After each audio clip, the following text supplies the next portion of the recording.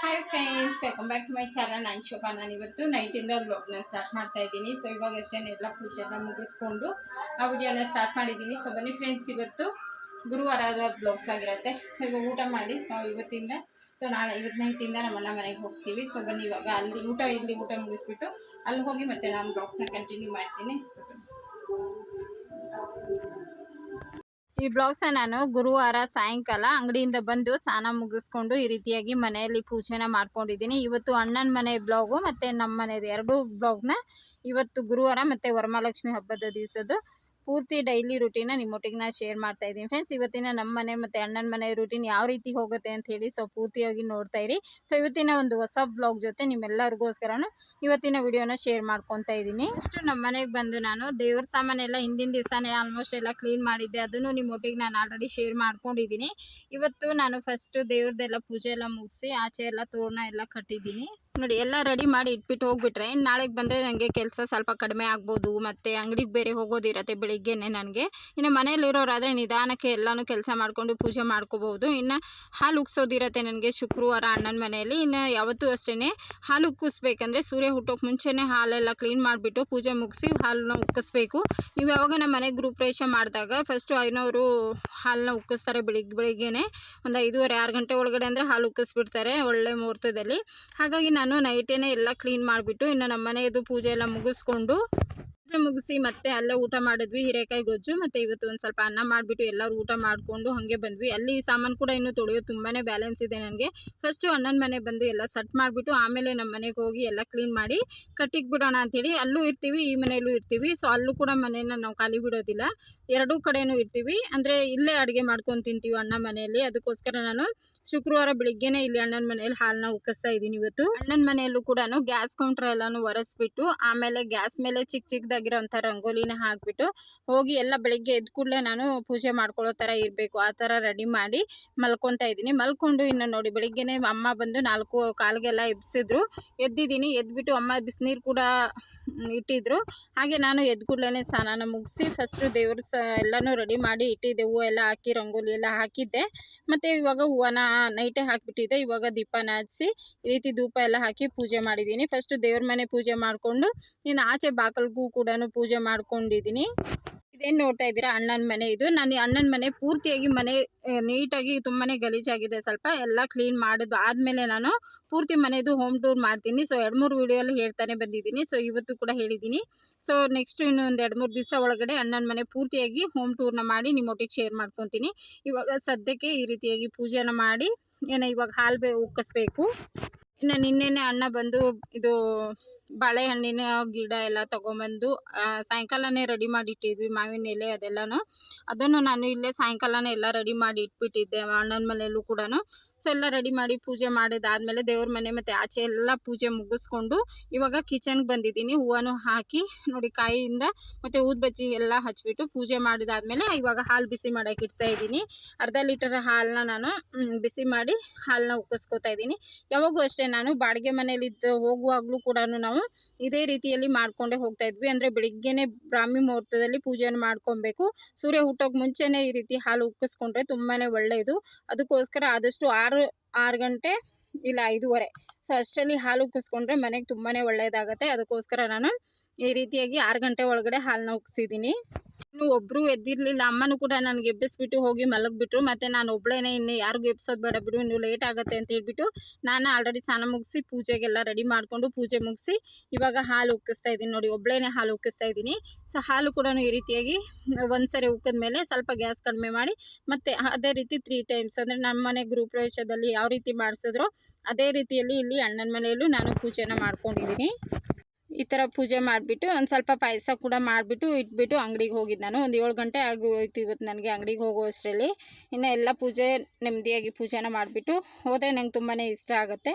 So ಪೂಜೆ ಮಾತ್ರ ಗಡ್ಬಡಿ ಆಗಬಾರ್ದು. ಹಿಂದಿನ ದಿವಸ ಈ ಥರ ಎಲ್ಲ ರೆಡಿ ಮಾಡಿ ಇಟ್ಬಿಟ್ಟಿದ್ರೆ ಬೆಳಿಗ್ಗೆ ಎದ್ದ ಕೂಡಲೇ ಈ ರೀತಿ ಪೂಜೆ ಮಾಡ್ಕೋಬೋದು ಅಂತೇಳಿ ಪ್ಲ್ಯಾನ್ ಮಾಡಿ ಈ ರೀತಿ ಪೂಜೆ ಮಾಡಿದ್ದೀನಿ. ಅದೇ ಹಾಲನ್ನ ನಾನು 3 ಸರಿ ಉಕ್ಕಿದ ಮೇಲೆ 1 ಹಿಡಿ ಆಗೋಷ್ಟು ಸಕ್ಕರೆನ ಹಾಕಿ ಇನ್ನೊಂಚೂರು ಬಿಸಿ ಮಾಡಿಕೊಂಡು ದೇವರಿಗೆ ನೈವೇದ್ಯಕ್ಕೆ ಒಂದು ಗ್ಲಾಸಲ್ಲಿ ಹಾಲು ಹಾಕಿ ಇಟ್ಟಿದ್ದೀನಿ.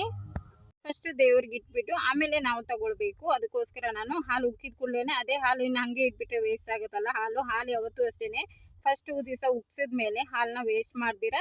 ಸೊ ಏನಾದರೂ ಸ್ವೀಟ್ ಮಾಡ್ಕೋಬೇಕು, ಇಲ್ಲ ನೈವೇದ್ಯಕ್ಕಿಟ್ಟು ನಾವು ಅದನ್ನು ಕೂಡ ತಿನ್ನಬೇಕು, ವೇಸ್ಟ್ ಮಾಡಬಾರ್ದು. ಅದಕ್ಕೋಸ್ಕರ ಫಸ್ಟ್ ಹಾಲು ಉಕ್ಕಿಸಿದಾದ ಕೂಡಲೇ ಆ ಹಾಲು ಬಿಸಿ ಮಾಡಿಕೊಂಡು ಆ ದೇವ್ರ ಹತ್ರ ಹೋಗಿ ನಾನು ಲಕ್ಷ್ಮಿ ಫೋಟೋ ಹತ್ರ ಹಾಲು ಒಂದು ಗ್ಲಾಸ್ನ ಇಟ್ಟಿದ್ದೀನಿ. ನನಗೂ ಇದೇ ರೀತಿ ನಮ್ಮ ಮನೆ ಗೃಹ ಪ್ರವೇಶ ಆದಾಗ ಐನವ್ರು ಇದೇ ರೀತಿ ಮಾಡಿಸಿದ್ರು.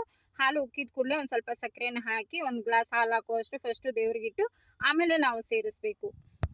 ನನಗೂ ಕೂಡ ಇದೆಲ್ಲ ಫಸ್ಟು ಅಷ್ಟು ಡೀಟೇಲಾಗಿ ಗೊತ್ತಿರಲಿಲ್ಲ. ನನಗೆ ಹೇಗೆ ಬರುತ್ತೋ ಆ ಥರ ಮಾಡ್ತಾಯಿದ್ದೆ. ಸೊ ಯಾವಾಗ ನಮ್ಮ ಮನೆ ಗೃಹ ಪ್ರವೇಶ ಆಯಿತು ಅವಾಗ ಐನವ್ರು ಯಾವ ರೀತಿ ನನಗೆ ಪೂಜೆ ಎಲ್ಲ ಮಾಡಿಸಿದ್ರು ಅದೇ ರೀತಿಯಲ್ಲಿ ನನಗೆ ಗೊತ್ತಿರೋ ಅಷ್ಟು ನಾನು ಫಾಲೋ ಮಾಡಿ ಈ ರೀತಿ ಪೂಜೆ ಮಾಡಿ ಇವಾಗ ದೇವ್ರಿಗೆ ನೈವೇದ್ಯಕ್ಕೆ ಅಂಥೇಳಿ ಫಸ್ಟು ಹಾಲು ಇಡ್ತಾಯಿದ್ದೀನಿ. ಮಿಕ್ಕಿರೋ ಹಾಲನ್ನ ನಾನು ಪಾಯಸನ ಮಾಡಿಬಿಟ್ಟು ಅದು ಕೂಡ ದೇವ್ರಿಗೆ ನೈವೇದ್ಯಕ್ಕಿಟ್ಟು ಆಮೇಲೆ ನಾನು ಅಂಗಡಿಗೆ ಹೋಗ್ತೀನಿ. ತುಂಬಾ ಫಾಸ್ಟಾಗಿ ಕೆಲಸನ ಮುಗಿಸ್ಬಿಟ್ಟು ಅಂಗಡಿಗೆ ಹೋಗಿದ್ದು. ಒಂದು ಗ್ಲಾಸ್ ಆಗುವಷ್ಟು ಹಾಲನ್ನ ಹಾಕೊಂಬಂದು ಈ ರೀತಿಯಾಗಿ ದೇವ್ರ ಮುಂದೆ ಇಟ್ಟಿದ್ದೀನಿ. ಮತ್ತು ಒಂದು ಹೂವಿಂದ ಈ ರೀತಿಯಾಗಿ ನಾವು ದೇವ್ರಿಗೆ ತೋರಿಸ್ಬಿಟ್ಟು ಆಮೇಲೆ ನಾವು ಸೇರಿಸ್ಬೇಕು. ಸೊ ದೇವ್ರಿಗೆ ಇಡೋಕೆ ಮುಂಚೆನೇ ನಾವು ಸೇರಿಸಬಾರ್ದು. ಮಕ್ಕಳು ಕೇಳ್ತಾ ಇದ್ದಾರೆ ಅಂತೆಲ್ಲ ನಾವು ಫಸ್ಟೇ ಕೊಡೋದು ಅದೆಲ್ಲ ಮಾಡಬಾರ್ದು. ಆ ದೇವ್ರಿಗೆಲ್ಲ ಪೂಜೆ ಎಲ್ಲ ಮುಗಿಸಿ ಕಂಪ್ಲೀಟ್ ಆದಮೇಲೆ ನಾವು ಸೇರಿಸೋದ್ರಿಂದ ತುಂಬಾ ಒಳ್ಳೆಯದು. ದೇವ್ರ ಕೆಲಸ ಎಲ್ಲನೂ ಮುಗಿಸ್ಬಿಟ್ಟು ಇವಾಗ ನಿನ್ನೆ ಸಾಯಂಕಾಲ ನಮ್ಮ ಮನೆಯಿಂದ ಸ್ವಲ್ಪ ತುಪ್ಪ ಸ್ವಲ್ಪನೇ ಇದ್ದಿದ್ದು, ಅದನ್ನೇ ಒಂದು ಚಿಕ್ಕ ಬಾಕ್ಸಲ್ಲಿ ಹಾಕೊಂಡು ಬಂದಿದ್ದೆ. ಇವಾಗ ಮಿಕ್ಕಿರೋ ಹಾಲ್ದು ಪಾಯಸ ಮಾಡಿ ಇಟ್ಬಿಟ್ಟು ಹೋದರೆ ಸೊ ನಮ್ಮಣ್ಣವರು ಮಕ್ಕಳೆಲ್ಲ ತಿನ್ಕೊತಾರೆ ಅಂತ ಹೇಳ್ಬಿಟ್ಟು ಈ ರೀತಿಯಾಗಿ ಮಾಡಿ ಹೋಗ್ತಾ ಇದ್ದೀನಿ. ಅಮ್ಮನೂ ಇದ್ದರು ಅವತ್ತು. ಸೊ ಅಮ್ಮನೂ ಕೂಡ ಎಲ್ಲ ಅಮ್ಮ ಕಡಿಮೆನೇ ತಿನ್ನೋದು, ಸ್ವೀಟ್ ಏನು ಅಷ್ಟು ತಿನ್ನೋದಿಲ್ಲ. ಹಾಗಾಗಿ ನಾನು ಸ್ವಲ್ಪ ಸಕ್ಕರೆನೂ ಬೆಲ್ಲ ಹಾಕಿ ನಾನು ಈ ಸ್ವೀಟ್ನ ಮಾಡ್ಕೊಂಡಿದ್ದೀನಿ. ಒಂದು 2 ಟೇಬಲ್ ಸ್ಪೂನ್ ಆಗೋಷ್ಟು ತುಪ್ಪ ಇತ್ತು. ತುಪ್ಪನ ಬಿಸಿ ಆದ ಕೂಡಲೇ ಒಂದು ಸ್ವಲ್ಪ ಜಾಸ್ತಿ ಗೋಡಂಬಿ ಮತ್ತು ದ್ರಾಕ್ಷಿ ಜಾಸ್ತಿ ಹಾಕಿ ಚೆನ್ನಾಗಿ ಹುರಿದಿದ್ದೀನಿ. ಮತ್ತು ರೋಸ್ಟೆ ಶಾವಿಗೆ ಕೂಡ ಸಾಯಂಕಾಲವರೆಗೂ ಒಂದು ಸ್ವಲ್ಪ ತೆಳುಗಿರಬೇಕು ಅಂತ ಹೇಳ್ಬಿಟ್ಟು ಸ್ವಲ್ಪ ಜಾಸ್ತಿ ರೋಸ್ಟ್ ಮಾಡಿಕೊಂಡು ನಾವು ಹಾಲಲ್ಲಿ ಹಾಕಿ ಬೇಯಿಸೋದ್ರಿಂದ ನಮಗೆ ಶಾವಿಗೆ ಪಾಯಸ ಸ್ವಲ್ಪ ಉದ್ರಾಗಿ ಚೆನ್ನಾಗಿರುತ್ತೆ. ಒಂದು 10 ರೂಪಾಯಿ ಪ್ಯಾಕೆಟ್ ಶಾವಿಗೆನ ನಾನು ಇವಾಗ ತುಪ್ಪಕ್ಕೆ ಎಲ್ಲ ಗೋಡಂಬಿ ದ್ರಾಕ್ಷಿ ಎಲ್ಲ ಫ್ರೈ ಆದಮೇಲೆ ಇವಾಗ ಶಾವಿಗೆನ ಸೇರಿಸಿ ನೀಟಾಗಿ ಮಿಕ್ಸ್ ಮಾಡ್ಕೊಂಡೇ ಹುರಿಬೇಕು ಕಡಿಮೆ ಉರಿಯಲ್ಲಿ. ಆಲ್ರೆಡಿ ಅದು ರೋಸ್ಟೆಡ್ ಶಾವಿಗೆನೇ ಇರುತ್ತೆ. ಮತ್ತು ಇನ್ನೊಂಚೂರು ರೋಸ್ಟ್ ಮಾಡ್ಕೊಳ್ಳೋದ್ರಿಂದ ಶಾವಿಗೆ ಪಾಯಸ ಸ್ವಲ್ಪ ಉದ್ರಾಗಿ ನಿಧಾನಕ್ಕೆ ತಿಂದರೂ ಕೂಡ ನಮಗೆ ಉದ್ರಾಗಿರುತ್ತೆ. ಅದಕ್ಕೋಸ್ಕರ ನಾನು ಯಾವಾಗೂ ಅಷ್ಟೇ ರೋಸ್ಟೆಡ್ ಶಾವಿಗೆ ತಂದರೂ ಕೂಡ ಇನ್ನೊಂದು 2 ನಿಮಿಷ ಈ ಥರ ತುಪ್ಪದಲ್ಲಿ ಫ್ರೈ ಮಾಡ್ಕೊತೀನಿ. ಇನ್ನು ಹಾಲು ಕೂಡ ಇಲ್ಲಿ ಬಿಸಿಯಾಗಿ ಕುದೀತಾ ಇತ್ತು. ಹಾಗೆಯೇ ಇವಾಗ ನಾನು ರೋಸ್ಟ್ ಮಾಡಿರೋಂಥ ಶಾವಿಗೆನ ಸೇರಿಸ್ಕೊತಾ ಇದ್ದೀನಿ. ಬೆಲ್ಲ ಕೂಡ ಪುಡಿ ಮಾಡಿ ನಾನು ಅಮ್ಮ ಹಿಂದಿನ ದಿವಸನೇ ಒಬ್ಬಟ್ಟು ಮಾಡಬೇಕು ಅಂಥೇಳಿ ಪುಡಿ ಮಾಡಿಸಿದ್ನಲ್ಲ, ಬೆಲ್ಲನ ಜಾಸ್ತಿನೇ ಪುಡಿ ಮಾಡಿಸಿದ್ದೆ, ಅದನ್ನು ಕೂಡ ತೊಗೊಂಬಂದಿದ್ದೀನಿ. ಒಂದು ಸ್ವಲ್ಪ ಇವಾಗ ನೋಡಿ ಇಲ್ಲಿ ಟೀ ಕೂಡ ಇಟ್ಟಿದ್ದೀನಿ. ನಾನು ಟೀ ಕುಡಿದ್ಬಿಟ್ಟು ಅಂಗಡಿಗೆ ಹೋಗಬೇಕು.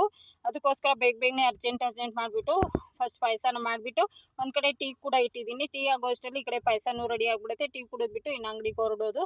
ಇನ್ನು ಸಂಜೆ ಬಂದು ನಾನು ಈ ಬ್ಲಾಗ್ಸ್ನ ಮತ್ತೆ ಒಬ್ಬಟ್ಟು ಮಾಡಿಕೊಂಡು ವಿಡಿಯೋನ ಕಂಟಿನ್ಯೂ ಮಾಡ್ತೀನಿ. ಅಂದರೆ ನಮ್ಮ ಮನೆಗೆ ಹೋಗ್ಬಿಟ್ಟು ಬಂದು ಆಮೇಲೆ ಇಲ್ಲಿ ಬಂದು ಎಲ್ಲ ಕ್ಲೀನಿಂಗ್ನ ಮಾಡಿಕೊಂಡು ಒಬ್ಬಟ್ಟನ್ನ ಮಾಡಿ ಅಡುಗೆ ಮಾಡಬೇಕು. ಹಾಲು ಬಿಸಿ ಆಗಿಬಿಟ್ರೆ 2 ನಿಮಿಷ ಅಲ್ಲಿ ಪಾಯಸ ರೆಡಿ ಆಗಿಬಿಡತ್ತೆ. ಹಾಲು ಉಸಿದಾಯಿತು. ಹಾಲು ಉಸಿ ಈ ಕಡೆ ಟೀ ಕೂಡ ಇಟ್ಟಿದ್ದೀನಿ. ಅದೇ ಹಾಲಿಂದ ಇವಾಗ ಪಾಯಸ ಮಾಡ್ಕೊಂಡಿದ್ದೀನಿ. ಪಾಯಸ ಕೂಡ ರೆಡಿ ಆಯಿತು. ಇವಾಗ ದೇವರಿಗೆ ಒಂದು ಬಟ್ಲಲ್ಲಿ ನಾನು ನೈವೇದ್ಯಕ್ಕೆ ಇಟ್ಟು ಆಮೇಲೆ ಹಾಲು ಕೂಡ ಇಟ್ಟಿದ್ದೀನಿ. ಹಾಗೆ ಪಾಯಸ ಕೂಡ ನೈವೇದ್ಯಕ್ಕೆ ಇಟ್ಬಿಟ್ಟು ಇನ್ನು ನಾನು ಒಬ್ಬಟ್ಟು ಮಾಡಿರಲಿಲ್ಲ. ಒಬ್ಬಟ್ಟು ಸಾಯಂಕಾಲ ಬಂದು ಮಾಡಿಬಿಟ್ಟು ಆವಾಗ ಸಾಯಂಕಾಲ ನೈವೇದ್ಯಕ್ಕೆ ಇಟ್ಟರೆ ಆಗುತ್ತೆ ಅಂತೇಳಿ ಇವಾಗ ಬರೀ ಪಾಯಸ ಮಾಡಿರೋದನ್ನು ಮಾತ್ರ ಪಾಯಸ ಮತ್ತು ಹಾಲು ನೈವೇದ್ಯಕ್ಕೆ ಇಟ್ಬಿಟ್ಟು ಇನ್ನು ನಾನು ಕೂಡ ಇವಾಗ ಟೀ ಮಾಡಿದ್ದೀನಿ. ಹಾಗೆಯೇ ಟೀ ಕುಡಿದ್ಬಿಟ್ಟು ಇನ್ನು ಅಂಗಡಿಗೆ ಹೋಗಿ ಮತ್ತೆ ಸಂಜೆ ನಮ್ಮ ಮನೆಗೆ ಬಂದಮೇಲೆ ನಾನು ಮತ್ತೆ ಈ ಬ್ಲಾಗ್ಸ್ನ ಕಂಟಿನ್ಯೂ ಮಾಡ್ತೀನಿ. ನೋಡಿ ಈ ರೀತಿಯಾಗಿ ಪೂಜೆ ಕೂಡ ಆಯಿತು ಫ್ರೆಂಡ್ಸ್. ಇವತ್ತೆಲ್ಲ ಕೆಲಸನ ಮುಗಿಸ್ಕೊಂಡು ಬೇಗನೆ ಎಲ್ಲ ಕೆಲಸನೂ ಮುಗಿಸ್ಕೊಂಡೆ. ಬೆಳಿಗ್ಗೆ ಅಷ್ಟರಲ್ಲಿ ನಾನು 6:30 ಒಳಗಡೆ ಎಲ್ಲ ಕೆಲಸನ ಮುಗಿಸಿ ಆಮೇಲೆ ಅಂಗಡಿಗೆ ಹೋಗ್ತಾ ಇದ್ದೀನಿ. ನೋಡಿ ಎಲ್ಲ ಪಾಯಸ ಎಲ್ಲ ರೆಡಿ ಆಯಿತು. ಎಲ್ಲ ನೀಟಾಗಿ ಮುಚ್ಚಿಟ್ಬಿಟ್ಟು ಬೆಳಿಗ್ಗೆನೇ ಅಂಗಡಿಗೆ ಹೋಗ್ಬಿಟ್ಟು ಬಂದು ಮತ್ತೆ ಸಂಜೆ ನಮ್ಮ ಮನೆಗೆ ವರಮಹಾಲಕ್ಷ್ಮಿ ಹಬ್ಬದ ದಿವಸ ಸಾಯಂಕಾಲ ಈ ರೀತಿಯಾಗಿ ಪೂಜೆನ ಮಾಡಿದ್ದೀನಿ. ಈ ರೀತಿ ಪೂಜೆ ಬೆಳಿಗ್ಗೆನೂ ಮಾಡಿದ್ದೆ, ಅಂದರೆ ಹಿಂದಿನ ದಿವಸ ಗುರುವಾರ ಮಾಡಿದ್ದೆ, ಮತ್ತು ಶುಕ್ರವಾರ ಸಾಯಂಕಾಲ ಈ ರೀತಿಯಾಗಿ ಪೂಜೆ ಬಂದು ಮಾಡ್ಕೊಂಡಿದ್ದೀನಿ. ಸೊ ಮಳೆ ಬೀಳ್ತಾ ಇತ್ತು ಫ್ರೆಂಡ್ಸ್, ಅದಕ್ಕೆ ನೆನ್ಕೊಂಡು ಬಂದಿದ್ದೀವಿ. ಇವಾಗ ನಮ್ಮ ಮನೆಗೆ ಬಂದಿದ್ದೀವಿ. ಇಲ್ಲಿ ಇವಾಗ ನಾನು ಒಬ್ಬಟ್ಟು ಮಾಡೋದಕ್ಕೆ ಹಿಟ್ಟು ಕಲಸಿ ತಗೊಳ್ತಾ ಇದ್ದೀನಿ. ಇಲ್ಲೇ ಈ ಒಬ್ಬಟ್ಟಿಗೆ ನಾನು ಹೂರ್ಣ ನಿನ್ನೆ ರೆಡಿ ಮಾಡಿ ಇಟ್ಟಿದ್ದೀನಿ. ಇವಾಗ ಹಿಟ್ಟು ಮಾತ್ರ 1-2 ಅವರ್ ಆಗೋ ಹಾಗೆ ಕಲಸಿ ಇಡೋಣ ಅಂತೇಳಿ. ಮತ್ತು ಅಡುಗೆಗೆ ಏನೇನು ಬೇಕು ಎಲ್ಲ ತಗೊಂಡು ಇವಾಗ ಅಣ್ಣನ ಮನೆಗೆ ಹೋಗ್ತೀವಿ. ಅಲ್ಲೋದ್ಮೇಲೆ ಅಡುಗೆನ ಮಾಡ್ಕೊಳ್ತೀವಿ ಇವಾಗ. ಸೊ ಎಲ್ಲ ತಗೊಂಡು ಹೋಗೋಣ ಅಂತೇಳಿ ಬಂದಿದ್ದೀವಿ. ರೇಷನ್ ಐಟಮ್ಸ್ ಇದ್ರಲ್ಲಿ ಬಾಟಲ್ ಇರೋದೆಲ್ಲನೂ ಅಲ್ಲಿ ತೊಗೊಂಡೋಗಿ ಮತ್ತೆ ಅಲ್ಲಿ ಹೋಗಿ ಜೋಡಿಸ್ಬೇಕು. ಸೊ ನೋಡಿ ಬರೀ ಮೈದಾ ನೆನೆಸ್ತಾ ಇದ್ದೀನಿ ಇವತ್ತು. ಮೈದಾ ಮತ್ತು ಸ್ವಲ್ಪ ಅರಶಿನ ಪುಡಿ ಹಾಕಿ ಒಂದು ಚಿಟಿಕೆ ಉಪ್ಪು ಹಾಕಿದ್ದೀನಿ ಅಷ್ಟೇ. ಹಾಕಿ ಇವಾಗ ಚೆನ್ನಾಗಿ ನೆನೆಸ್ಕೊಂಡ್ಬಿಡೋಣ. ಆಮೇಲೆ ಎಣ್ಣೆಯಿಂದ ಚೆನ್ನಾಗಿ ನಾದ್ಕೋಬೇಕು. 1-2 ಅವರನ್ನು ನೆನೆಸ್ಬೇಕಿದು. ಸ್ವಲ್ಪ ನೀರು ಹಾಕಿ ಸಾಫ್ಟಾಗಿ ಡೋನ ರೆಡಿ ಮಾಡ್ಕೊಳ್ತೀನಿ. ಫಸ್ಟು ಸಾಫ್ಟ್ ಆಗಿರೋಂಥ ಡೋ ರೆಡಿ ಮಾಡಿದ್ದೀನಿ. ಇವಾಗ ಅಣ್ಣನ ಮನೆಗೆ ಬಾಕ್ಸಲ್ಲಿ ಹಾಕಿ ತಗೊಂಡು ಹೋಗೋಣ. ತುಂಬಾ ಸಾಫ್ಟಾಗಿ ನೆನೆಸಿದ್ದೀನಿ. ಒಂದು ಸ್ವಲ್ಪ ನೀಟಾಗಿ ಎಣ್ಣೆನ ಹಾಕಿ ತೊಗೊಂಡೋಗ್ಬಿಟ್ರೆ ಒಂದು 2 ಅವರ್ ನೆನಿಬೇಕು. ನೋಡಿ ಇಷ್ಟು ಸಾಫ್ಟಾಗಿ ನೆನೆಸಿದ್ದೀನಿ ಅಂಥೇಳಿ. ಇನ್ನೂ 2 ಅವರ್ ನೆಂದರೆ ಇನ್ನೂ ಸಾಫ್ಟ್ ಆಗುತ್ತೆ. ಇದು ಒಂದು ಬಾಕ್ಸಿಗೆ ಹಾಕಿ ತೊಗೊಂಡು ಹೋಗ್ತೀನಿ. ಇನ್ನು ಅಲ್ಲಿ ಹೋದ್ಮೇಲೆ ಒಬ್ಬಟ್ಟು ಮಾಡಿಕೊಂಡು ವಿಡಿಯೋ ಕಂಟಿನ್ಯೂ ಮಾಡೋಣ. ಇವಾಗ ಒಬ್ಬಟ್ಟು ಮಾಡ್ಕೊಳ್ಳೋಣ ಅಂಥೇಳಿ ಬೆಳಿಗ್ಗೆ ಹಾಲೆಲ್ಲ ಉಗ್ಸಿದ್ದಾಯ್ತಲ್ವ, ವರಮಹಾಲಕ್ಷ್ಮಿ ಹಬ್ಬದ್ದು. ಸಾಯಂಕಾಲ ನಾನು ಈ ರೀತಿಯಾಗಿ ಒಬ್ಬಟ್ಟನ್ನ ಮಾಡ್ಕೋತೀನಿ. ಇವಾಗಷ್ಟೇ ಪೂಜೆ ಎಲ್ಲ ಮುಗಿಸ್ಬಿಟ್ಟು ಬಂದೆ. ಇವಾಗ ನೋಡಿ ಹಿಟ್ಟು ಕೂಡ ಇನ್ನೊಂಚೂರು ನೆನಿಬೇಕು ಹಿಟ್ಟು. ಓಕೆ, ಇದು ನೆನಿತಾ ಇರಲಿ. ಅಷ್ಟರಲ್ಲಿ ನಾನು ಅಡುಗೆ ಮಾಡ್ಕೊಂಡ್ಬಿಡ್ತೀನಿ. ಫಸ್ಟು ಲಾಸ್ಟಲ್ಲಿ ಒಬ್ಬಟ್ಟು ಮಾಡ್ಕೊಳ್ಳೋಣ. ಹೂರ್ಣ ಆಲ್ರೆಡಿ ರೆಡಿ ಇದೆ, ಇದು ಹಿಟ್ಟು ಕೂಡ ರೆಡಿ ಇದೆ. ಒಬ್ಬಟ್ಟು ಮಾಡ್ಕೊತಾ ಇದ್ದೀನಿ. ಮೊನ್ನೆನೇ ನಾನು ಹೂರ್ಣ ರೆಡಿ ಮಾಡಿ ಇಟ್ಟಿದ್ನಲ್ಲ, ಇವಾಗ ಸಣ್ಣ ಸಣ್ಣ ಉಂಡೆಗಳು ಕಟ್ತಾ ಇದ್ದೀನಿ. ಹಾಗೆ ಮೈದಾ ಹಿಟ್ಟು ಕೂಡ ಚೆನ್ನಾಗಿ ನೆಂದಿದೆ. ಒಬ್ಬಟ್ಟು ಮಾಡೋದಕ್ಕೆ ನೋಡಿ 2 ದಿವಸ ಮುಂಚೆನೇ ನಾನು ಎಲ್ಲ ರೆಡಿ ಮಾಡಿ ಇಟ್ಟಿರೋದಕ್ಕೆ ಇವತ್ತು ಒಂದು ಸ್ವಲ್ಪ ಅಡುಗೆ ಮಾಡ್ಕೊಳ್ಳೋದಕ್ಕೂ ಈಸಿ ಆಯಿತು ಮತ್ತು ಬೇಗನೆ ಕೆಲಸ ಆಯಿತು. ಇನ್ನಿವತ್ತು ನಾವಿಲ್ಲಿ ಅಡುಗೆ ಕಿಚನ್ ರೂಮ್ ಎಲ್ಲನೂ ಕ್ಲೀನ್ ಮಾಡ್ಕೋಬೇಕು. ಅದಕ್ಕೋಸ್ಕರ ಬೇಗನೆ ನಾನು ಇವತ್ತು ಅಡುಗೆನ ಮುಗಿಸ್ತಾ ಇದ್ದೀನಿ. ಇಲ್ಲಿ ಅಡುಗೆ ಬಂದು ನಾನು ಟೊಮಾಟೊ ಬಾತು ಒಂದು ಕಡೆ ಮಾಡೋಕ್ಕಿಟ್ಟಿದ್ದೀನಿ ಮತ್ತು ಇನ್ನೊಂದು ಕಡೆ ನಾನು ಒಬ್ಬಟ್ಟು ಮಾಡಿ ತಟ್ಕೊಂಡು ಮತ್ತು ಈರುಳ್ಳಿ ಬಜ್ಜಿ ಕೂಡ ಮಾಡಿದ್ದೀನಿ. ಎಲ್ಲ ಸ್ವಲ್ಪನೇ ರೇಷನ್ ಐಟಮ್ ಇತ್ತು, ಅದರಲ್ಲೇ ಅಡ್ಜಸ್ಟ್ ಮಾಡಿಕೊಂಡು ರುಚಿಯಾಗಿರೋಂಥ ಅಡುಗೆನ ಮಾಡಿದ್ದೀನಿ ಇವತ್ತು ಹಬ್ಬದ ಸ್ಪೆಷಲ್ ಅಂಥೇಳಿ. ಸೊ ನಾನು ಮಾಡೋವಂಥ ಒಬ್ಬಟ್ಟು ಮಕ್ಕಳಿಗಂತೂ ತುಂಬಾ ಇಷ್ಟ ಆಗುತ್ತೆ. ನಮ್ಮ ಮನೆಯಲ್ಲಿ ನಾನು ಮಾಡೋವಂಥ ಒಬ್ಬಟ್ಟಂತೂ ತವದ ಮೇಲೆ ಹಾಕಿದ ಕೂಡಲೇ ಪೂರಿ ಉಬ್ದಂಗೆ ಉಬ್ತಾ ಇರುತ್ತೆ. ಸೊ ಬನ್ನಿ ತೋರಿಸ್ತೀನಿ ಯಾವ ರೀತಿ ಉಬ್ತಾ ಇದೆ ಅಂಥೇಳಿ. ಒಬ್ಬಟ್ಟುಗಳು ಕಟ್ಕೊತಾ ಇದ್ದೀನಿ. ಹಾಗೆ ಇದು ಕೂಡ ನೋಡಿ ಒಬ್ಬಟ್ಟು ಎಷ್ಟು ಉಬ್ತಾ ಇದೆ ಅಂಥೇಳಿ. ಎಷ್ಟು ಚೆನ್ನಾಗಿ ಒಬ್ಬಟ್ಟು ಉಬ್ತಾ ಇದೆ.